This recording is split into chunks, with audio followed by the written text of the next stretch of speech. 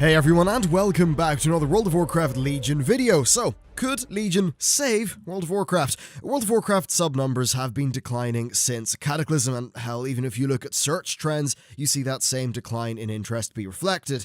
Now, this video isn't here to stamp all over the game, it's about how Legion could change that, or what it could do to change that. First of all, what do we say when we say save World of Warcraft? Well, the game obviously isn't dying. Most companies would kill to have a user base that large, but that is a user base that is on a downward trend as far as numbers go. The question that we're asking is whether Legion can save Warcraft from that downward trend that has been happening. Let's quickly cover that downward trend and look at some of the main reasons behind it. So Cataclysm gutted much of the gameplay that kind of mid-tier players were used to in Wrath without finding a sufficient replacement in the form of removing the ICC 10 difficulty level.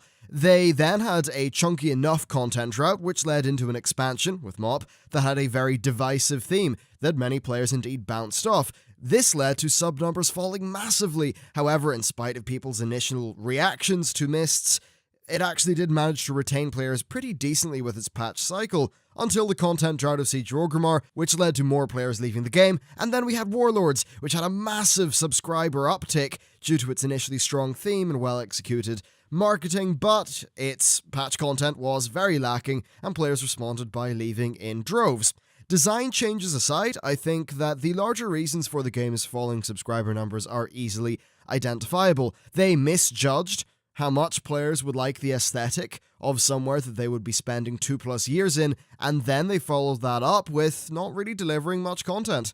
With all of this in mind, let's talk about Legion. Can it save Warcraft from this entire downward trend? Let's start off with what Warlords did pretty well: the launch, the marketing, and the theme. Well, not the literal launch, but thematically, Warlords was a shift away from the more explorative and peaceful sort of land of Pandaria into one that's wholly about war. Not only was this a play on nostalgia with the continent of Draenor, but it's a theme that players, I think, evidently did crave. I'm of the opinion that they have actually managed to do something similar, perhaps even better, with Legion. Looking at the actual world of Legion, you can see its design is very much rooted in the kind of classic Azeroth look, with design traces that go back to Wrath Vanilla and Warcraft 3. It's also dealing with a pretty iconic foe from past expansions and games, and then of course we have Illidan, another major selling point for players with an interest in the franchise. And as much as it is easy to be cynical about their reasons for including Illidan, we've got to remember that his run in the Burning Crusade left a lot to be desired. Not only was it short,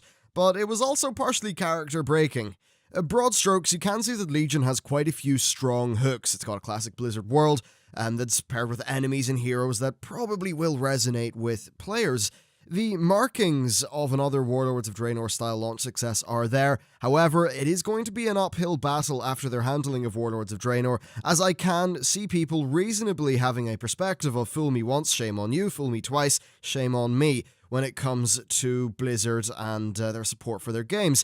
Still, the initial stuff with Legion does actually look quite good. It's also front-loaded with quite a lot of great content. There are a good number of one-off kind of unique quest chains, like covering Illidan and a few other things outside of the regular leveling zones that are really fantastic. There's the Class Order halls, the artifact quests, pretty strong zones as well. Up front, it's got quite a lot of good quality content. I actually think that impressions will be very good for Legion insofar as its initial content goes. Warlords of Draenor, though, is proof that having a successful launch does not mean that the expansion will be successful. When you look at the patch cycle of Warlords, it's quite clear that it failed on nearly every level apart from the raid content that it delivered.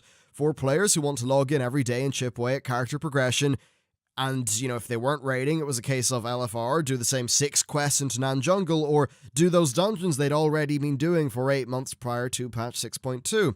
Legion is going to have to perform well in its post-launch content so that it doesn't repeat this problem. One of the best examples of a post-launch strategy working well, in spite of some unfavorable conditions, is Mists of Pandaria. From September 2012 to June 2013, the game fell from 10 million subs down to 7.7 million. From that June to the following March, the game's sub numbers went down a net of 100k, though at one point they actually had a quarter where they rose by 200k.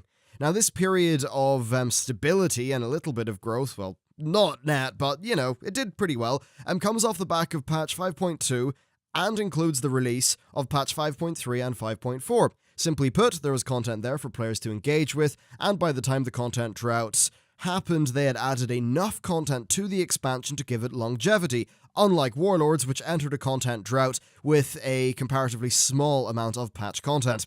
So, looking forward to Legion, what can we expect? Well, Blizzard have said that they plan on a patch cycle that's quite similar to MoP, and they have indeed said they want to deliver 3 raid tiers this expansion. So that would be the launch tier of Emerald Nightmare and Suramar, another tier in, I assume, patch 7.2, and then a final raid tier in what I presume is patch 7.4. Assuming these patches have a decent amount of content, we already have proof that player retention, even growth, is possible based on what happened in Mists of Pandaria, and that's even with a lot of people not liking the theme of Mists. Further to this, Legion is well positioned to make use of many of its game systems for future patches. Dungeons are now very extensible for the devs, since Mythic Plus scales to extremely high levels of reward and difficulty. Their profession revamp is being used as a platform to deliver more quest content to players through professions. World quests are also inherently extensible, and unlike Mists of Pandaria, Blizzard have said they intend to launch more dungeons throughout the expansion, and that's been a bit of a gripe with players that they haven't been doing that. It really does seem like they have a good plan for the post-launch support of Legion. It seems like that is a priority, especially given their admission that pushing for expansions on a yearly basis is unfeasible, damaging, and prone to leaving them caught with their pants down, as happened with Warlords. Of course, the proof of the pudding will be in the eating. We'll need to see if they actually manage to stick to their word. Often they have said lots of very positive things and then completely failed on following up on them. With Warlords boosting the game up to 10 million, they had a great opportunity to retain those returning players and undo the damage of the initial Pandaria losses, but their mad rush to get Legion out of the gate quicker meant that by the time that success of Warlords launch actually happened, they weren't able to capitalize on it because half the team was already working on Legion. Hell, a lot of the Tanan stuff was done pretty much before Warlords came out, from what I gather. So with Legion, it would seem that they don't want to repeat that mistake again. And I don't think Legion will lead to a Warlords-size subscriber spike, but I do think it will lead to a large spike in returning players.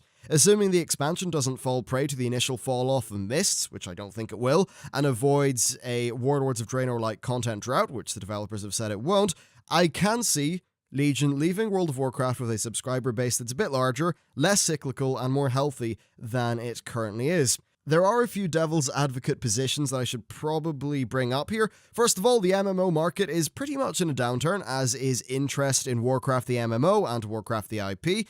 I see these things as factors which will decrease the scale of any successes, but I do think the core audience that's there is large enough for Blizzard to see growth over where we currently are. There is also the position that many players have taken in regard to the sub drops, claiming that it's just a cyclical, inevitable thing. And I think they are partially correct, but that the cyclical nature of casual fans' interest is a smaller element of the overall subscribership losses than those people may think. Yes, there are people who hop into expansions for a few months and then leave again. However, in the 3 principal cases of this happening, i.e. Cataclysm, Mists of Pandaria, and Warlords of Draenor, there have been clear, common-sense explanations behind those rather extraordinary losses. Addressing this point is one of the main things I wanted to do in this video, because in doing so, it sort of shows that losing is not inevitable, and that Blizzard can actually succeed if they push the bar and don't mismanage their design decisions and project scheduling. Let's be real, there have been, controversies, there have been concerns, worries for every single expansion since Wrath of the Lich King. People were unhappy at, removing ICC 10 with Cataclysm and not really replacing it. People didn't particularly like the Dragon Soul tier. It also had a content drought. Mists of Pandaria, a lot of people didn't like the theme. It had a massive content drought. Warlords of Draenor, they made a pretty good initial package and then forgot to support it with decent patches. There are clear reasons for all of these things happening, so I think just saying, oh, it's cyclical, I don't really think that's giving Blizzard almost like the credit of their own mistakes, which I think they certainly, that deserves to be recognized. So, in conclusion, I think the sky is not falling. Indeed, I actually think it's looking pretty damn good for the game. Hopefully Legion does manage to follow up on all the stuff Blizzard have said it would. But that is it for this video. Thank you very much for watching. Let me know what you thought down in the comments or via Twitter, which is the best place to find me. And with that, I will see you next time.